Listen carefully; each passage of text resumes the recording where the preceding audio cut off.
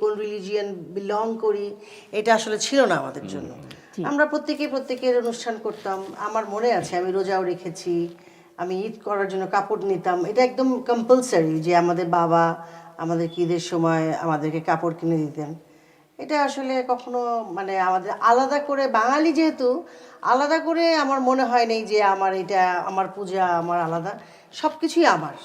So ঈদে তো প্রচণ্ড মেমোরি, এই ব্যাপারে কোনো ভুল নেই। মানে তখন স্কুলে মাত্র টিনেজার, লাইক আমরা বড় হচ্ছি, অ্যাডোলেসেন্ট টাইম, আমরা রিক্সা দিয়ে ঘুরতাম, দেখতাম যে কোনো ছেলেটেলের সাথে পরিচয় করা যায় কিনা, তখন বলতাম টাঙ্কি মারা যায় কিনা, এটা ছিল আর কি। তো এইগুলো তো মেমোরি আছে। তারপর খাওয়া দাওয়াটা তখন ছিল একদম কোনো মুখ্য বিষয় ছিল না। না না, মানে ঈদে কিভাবে কি টাঙ্কি মারতেন না অন্য সময় টাঙ্কি মারা দিচ্ছেন? না, ঈদের সময় মারতাম, কারণ ভ্যাকেশনে আমরা তো হোমসে থেকে আসতাম, এই জন্য আর কি। অনেক So, ধন্যবাদ অনেক আপু সুন্দর আপনাকে। সুন্দর